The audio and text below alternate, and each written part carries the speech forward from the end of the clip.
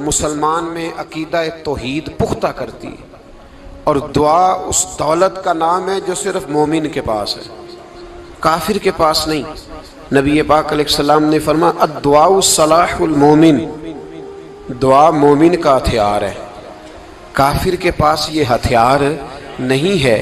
مومن جب اپنے مالک کے حضور دعا مانگتا ہے نا، دنیا میں آپ کسی سے زیادہ مانگیں تو وہ ناراض ہو جاتا ہے، وہ کہتا ہے بھائی تو نے تو کام بنا لیا ہے، کل بھی دیا تھا، پرسوں بھی دیا تھا، روز روز تجھے کون دے؟ میرے نبی پاک علیہ السلام نے فرمایا جو اپنے رب سے زیادہ مانگتا ہے رب اس سے زیادہ راضی ہوتا ہے، زیادہ راضی ہوتا ہے۔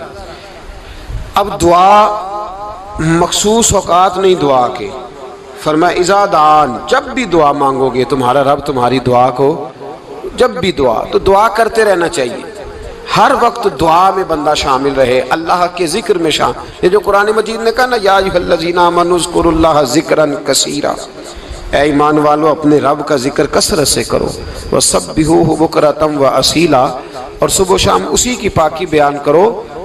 تو اس سے مراد یہ نہیں ہے کہ تسبیح لے کے سارا دن مسجد میں بیٹھے رہو اور کام کوئی نہ کرو، بلکہ اس کا مطلب یہ ہے کہ روٹی شروع کرو تو اللہ کے نام سے، اختتام کرو تو اللہ کے نام، سو جاؤ تو رب کا نام لے کے، سویرے اٹھو تو اللہ کا نام لے کے، جب تمہیں کوئی چیز اچھی لگے تو ماشاءاللہ کہو، جب کوئی مصیبت آئے تو کہو انا للہ و انا الیہ راجعون۔ تو سارا دن اللہ کا ذکر جاری رہے گا۔ نبی پاک صلی اللہ علیہ وسلم نے مسلمان کو ایک دوسرے سے ملنے کا طریقہ بتایا۔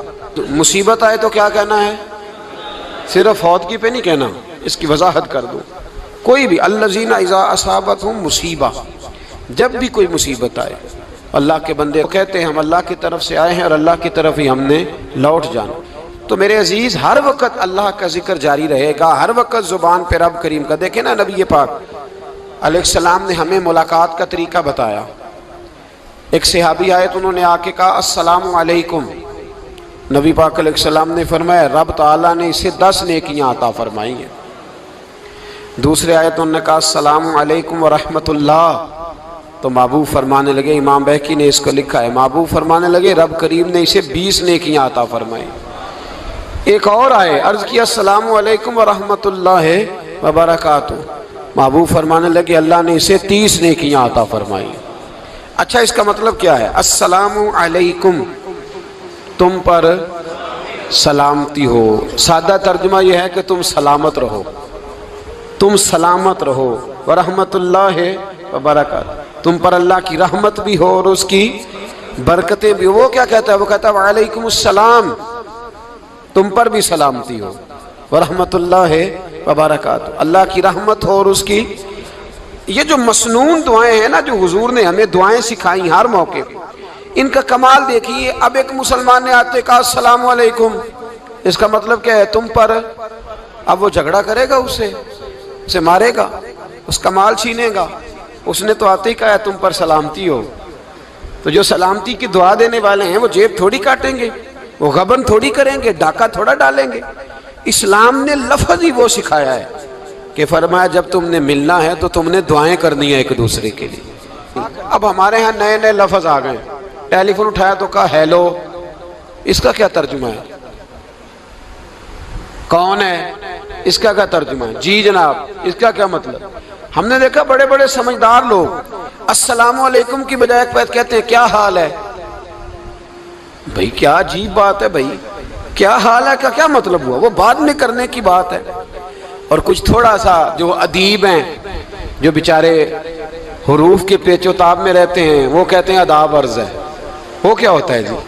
اسلام نے دعا سکھائی ہے السلام علیکم، یہ کتنی خوبصورت دعا ہے۔ جب آپ گھر کے اندر داخل ہوئے تو آپ نے دعا دی السلام علیکم، یہ دعا دی آپ۔ ایک صحابی حاضر خدمت ہوئے، عرض کی یا رسول اللہ صلی اللہ علیہ وسلم میرے گھر میں غربت رہتی ہے، کیا کروں؟ نبی پاک علیہ السلام نے فرمایا جب بھی گھر جایا کرنا گھر والوں سے سلام لیا کر، گھر والوں سے کیا کہا کر؟ السلام علیکم، جب بھی گھر جائے۔ یعنی گھر آیا، اب گھر والوں نے بتایا کہ ماچس کی ڈبیا تو لے آؤ۔ اب یہ دکان کونے پہ تھی گھر والے پہ، وہاں سے ماچس کی ڈبیا لے کے واپس گیا تو کہنے لگا السلام علیکم۔ پھر گھر والوں نے کہا ہو بتانا یاد ہی نہیں رہا، چینی بھی ختم ہو گئی ہے۔ تو یہ پھر گیا چینی لینے، لوٹ کے آیا تو کیا کہا؟ جب اللہ چاہتا ہے تو کہے، جب اللہ کے رسول چاہتے ہیں تو کہے۔ اس کا ترجمہ یہ ہے کہ تو کہہ، تو سلام لے۔ اللہ رسول چاہ رہے ہیں کہ تو سلام لے تاکہ تیرے گھر میں سلامتیاں ڈال دی جائیں۔ تو فرمایا سلام لینی ہے تو نے، اور ساتھ تو نے اس طرح کرنا ہے کہ 3 دفعہ سورۃ اخلاص کو پڑھنا ہے۔ امام قرطبی نے اس کو لکھا ہے۔ اس نے کہا حضور غربت بڑی ہے، غربت بڑی ہے تو کہ وظیفہ بتائیں۔ فرمایا جب بھی گھر جاؤ سلام لو اور 3 دفعہ سورۃ اخلاص پڑھو۔ وہ صحابی کہتے ہیں میں پکا ہو گیا۔ اب وہ کچھ دنوں کے بعد، کچھ عرصے کے بعد، کچھ مہینوں کے بعد واپس آئے تو صحابہ کرام علیہم رضوان فرماتے ہیں ہماری خواہش تھی کہ یہ کچھ بیان کرے، اب بتائے جو وظیفہ لے کے گیا تھا اس کا رزلٹ کیا نکلا۔ کہتے اس نے بڑی حیرت انگیز بات کی، حیرت انگیز عجیب انداز میں۔ کچھ لوگوں کا دل ہوتا ہے نا کہ مجھے ملے میرے پڑوسی کو نہ ملے، اور کچھ کا دل ہوتا ہے یار مجھے بھی ملا ہے اور الحمدللہ میرے پڑوسی کو ملا ہے۔ تو صحابی جب حاضر ہوئے تو صحابہ کہتے ہیں ہمیں تجسس تھا کہ یہ کچھ بتائیں، تو حضور نے فرمایا کیا حال ہے تیرا؟ کہا یا رسول اللہ کمال ہی ہو گئی ہے حضور، میں جب بھی گھر جاتا ہوں سلام لیتا ہوں اور 3 دفعہ سورۃ اخلاص پڑھتا ہوں، میں تو امیر ہو ہی گیا ہوں، میرے تو ہمسائے بھی امیر ہو گئے۔ کتنا پیارا ہے یہ جملہ، کتنا حسن ہے، اتنا اچھا لفظ کسی اور کے پاس ہے ہی نہیں جو الفاظ ہمیں ہمارے رسول نے عطا فرمایا۔ اس کو اپنائیے، اس کو اپنائیے۔ یہ الگ بات ہے کہ لوگ مطلب کے لیے سلوٹ کر لیتے ہیں بڑا سارا، لیکن مطلب کے لیے نہیں۔ جس کو جانے اس سے بھی سلام لیں، جس مسلمان کو نہیں جانتے اس سے بھی۔ تو نبی پاک نے ہمیں مسنون دعائیں سکھائیں۔ رات کو جب سونے لگیں اللہ کے رسول صلی اللہ علیہ وسلم نے ہمیں دعا سکھائی۔ حضور نے فرمایا جب سونے لگو تو مسلم شریف میں فرمایا تم نے یہ دعا پڑھنی، اللہم باسمک اموت و احیا۔ تم نے کہنا اے اللہ میں تیرے نام پر مرتا ہوں اور تیرے نام پر جیتا ہوں۔ نبی پاک صلی اللہ علیہ وسلم نے ایک حدیث میں فرمایا کہ یہ جو نیند ہے نا یہ موت کی چھوٹی بہن ہے، یہ موت کا ایک حصہ ہے۔ جس طرح انسان سو جائے تو کوئی خبر نہیں ہوتی کیا ہو رہا ہے، بالکل وہ اٹھا ہے تو اس نے کہا ہو یہ کیا ہوا، سو جاتا ہے نا آدمی اسے خبر نہیں ہوتی، اوہو میں نے تو 11 بجے اٹھنا تھا یہ تو 3 بج گئے، اب اسے خبر نہ رہی۔ سوتے ہوئے لوگ چوری کر لیتے ہیں، بلکہ اس طرح بھی ہوتا ہے کہ آدمی نے گکھڑ اترنا تھا، وہ پنڈی سے آ رہا تھا لیکن وہ سویا ہوا تھا، آنکھ تب کھلی جب کاموں کی آ گیا تھا، اب اس کا اس پر زور ہے۔ تو فرمایا کیا پتا اب تو کھل گئی کاموں کی، جا کے لاہور جا کے کسی جگہ پہنچ کے، تو یہ بھی ممکن ہے کہ کھلے ہی نہ، نیند ہی موت کا سبب بن جائے۔ تو تو کہہ کے سو کہ یا اللہ تیرے نام پہ سو رہا ہوں۔ اللہ کس نام پہ سو رہا ہوں؟ یار اگر ہم ان دعاؤں کا حسن سمجھے مت، اللہم باسمک اموت و احیا، یا اللہ میں تیرے نام پہ سوتا ہوں اور تیرے نام پر اٹھتا ہوں، گویا کہہ رہا یا اللہ میری نیند بھی تیرے فضل سے ہی ہے، اور اگر آنکھ کھل جائے تو وہ بھی تیرے فضل سے ہی ہے۔ کتنا اعلیٰ نبی پاک علیہ السلام نے انداز سکھایا۔ اور پھر بخاری شریف میں حدیث موجود ہے، فرمایا جب اٹھو تو کہو الحمدللہ الذی احیانا احیانا بعد ما اماتنا والیہ النشور۔ فرمایا جب تم سو کے اٹھو تو پھر کہو اے اللہ ساری تعریفیں تیرے لیے، تمام تعریفیں جس نے ہمیں موت کے بعد حیات دی، موت کے بعد فرمایا احیانا بعد ما اماتنا، ہمیں مرنے کے بعد گویا اللہ کا شکر ادا کر کے آنکھ کھل گئی۔ دیکھیں کس طرح اسلام مسلمان کو اللہ کے ساتھ جوڑتا ہے۔ فرمایا شکر کر، آنکھ کھل گئی، کہ یا اللہ تیرا شکر ہے تو نے موت کے بعد ہمیں دوبارہ حیات عطا فرمائی، یہ شکر ادا کرو۔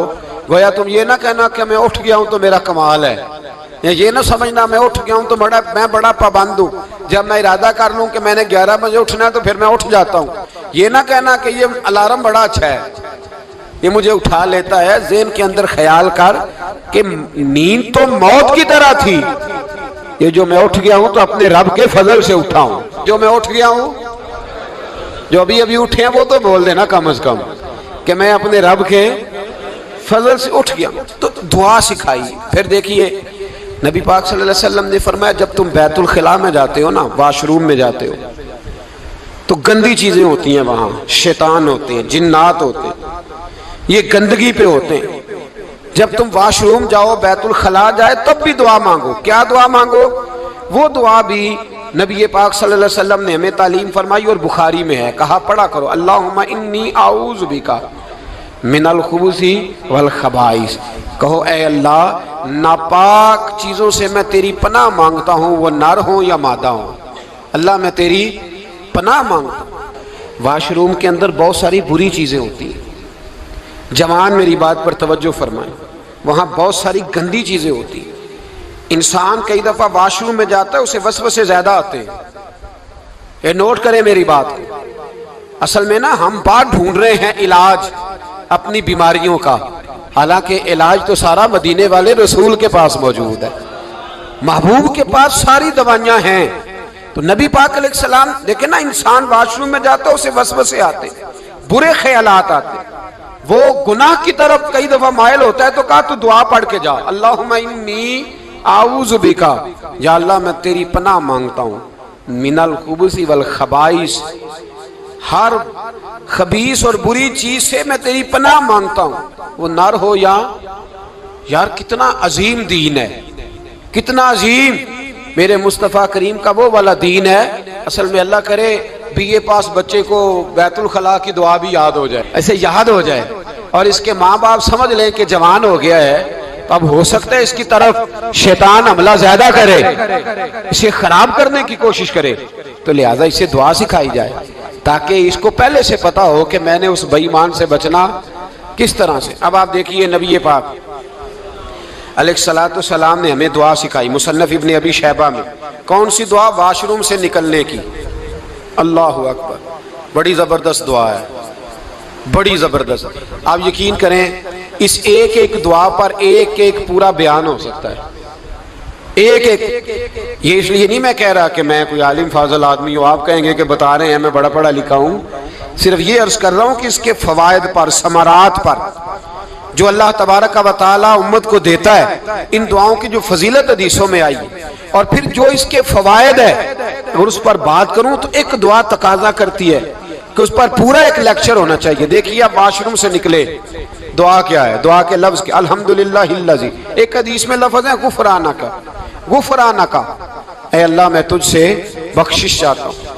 اور جو مشہور اور معروف ہے مصنف ابن ابی شیبہ کی روایت، فرمایا الحمدللہ الذی اذھب عنی العذاب وعافانی، فرمایا اے اللہ تیرا شکر ہے، واش روم سے نکلا ہے تو کہہ رہا ہے یا اللہ تیرا شکر ہے تو نے مجھ سے اذیت دور کی، وعافانی، اور تو نے مجھے عافیت عطا کر دی، اذیت دور کر دی اور عافیت۔ بولیے واش روم سے نکلا ہے تو کیا کہتا ہے؟ یا اللہ تیرا شکر ہے تو نے مجھ سے اذیت دور کر دی اور مجھے عافیت۔ ڈاکٹر حکیم ہومیوپیتھک ایک چیز پر متفق کم ہوتے ہیں، پتہ ہے نا آپ کو، لیکن اس بات پر سب کا اتفاق ہے کہ اگر کسی کو قبض ہو جائے نا تو شاید 70 یا 72 بیماریاں لگ جاتی ہیں اس کو۔ اور جب آدمی کو قبض ہوتی ہے نا، پیٹ کے اندر فضلہ جم جاتا ہے، خارج نہیں ہوتا، اس کو اعصاب کی بیماری ہوتی ہے، اس کے ذہن پر اثر ہوتا ہے اس چیز کا۔ آپ یہ مت سمجھیں کہ کھانا کھانا ہی ایک کمال ہے، اللہ نے یہ بھی نعمت بنائی ہے کہ کھانا جب خارج ہوتا ہے تو وہ بھی اللہ کا بہت بڑا احسان ہے۔ تو فرمایا تو سمجھا ہی نہیں، اگر تجھے قبض ہو جاتی، تیرے پیٹ کے اندر وہ چیز جم جاتی، تیرے لیے کتنی تکلیف کا باعث تھی۔ ان لوگوں سے پوچھئے جو اس کے بیمار ہیں، اس کے مریض ہیں، وہ کتنی تکلیف میں رہتے ہیں، سر میں درد ہوتا ہے، سر چکراتے ہیں۔ ایک بہت بڑا روڈ ایکسیڈنٹ ہوا تو ڈرائیور سے لوگوں نے پوچھا کہ مسئلہ کیا ہے، تو کہنے لگا میں قبض کا مریض ہوں، تو میں کھانا کھا لیتا ہوں تو میرے ذہن پر وہ اس قدر زیادہ گیس کا غلبہ ہوتا ہے کہ میں سخت تکلیف میں ہوں۔ نبی پاک علیہ السلام نے ہمیں سمجھایا اور بتایا کہ سمجھ لو یارو، کھانا کھانے کی نعمت تو اللہ نے تمہیں عطا فرمائی ہے، لیکن کھانا کھانے کے بعد اس کا اخراج بھی اللہ کی بہت بڑی نعمت ہے، تو اللہ کا شکر ادا کرو۔ پھر جب آپ گھر سے نکلیں گے تو بھی اس کی دعا ارشاد فرمائی، بسم اللہ توکلت علی اللہ، اللہ کے نام سے گھر سے نکلتا ہوں اور میں نے بھروسہ بھی اللہ کے نام پہ کیا۔ جب گھر سے نکلیں تو کس کے نام پہ بھروسہ کریں؟ بولیے حضرت رابعہ بصریہ رحمت اللہ علیہا، آپ تشریف لے گئیں حج کرنے، جس دن واپس آئیں اپنا اونٹ کہہ گئی جاتی دفعہ، کہنے لگی اللہ میں تیرے حوالے کر کے جا رہی ہوں اور بسم اللہ توکلت علی اللہ، بھروسہ بھی تیری ذات پہ۔ جس دن واپس آئی نا اسی دن کسی نے بتایا کہ اماں آج ہی تیرا اونٹ مر گیا ہے، تو اونٹ کے سرانے کھڑی ہو کے کہنے لگی مولا میں تو تیرے نام پہ تیرے پہ بھروسہ کر کے گئی تھی، تیرے حوالے میں تو تیرے گھر گئی تھی۔ تو لوگ کہتے ہیں اماں کے منہ سے لفظ نکلے تو اونٹ زندہ ہو کے کھڑا ہو گیا، کھڑا ہو گیا ہوں۔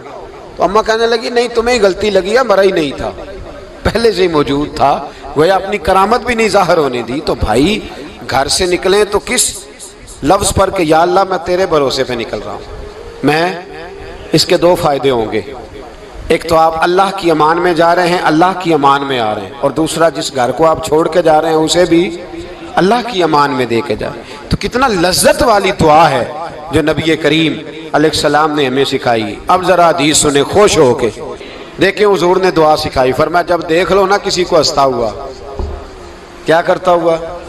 ماشاءاللہ آپ تو ہنسنے لگے۔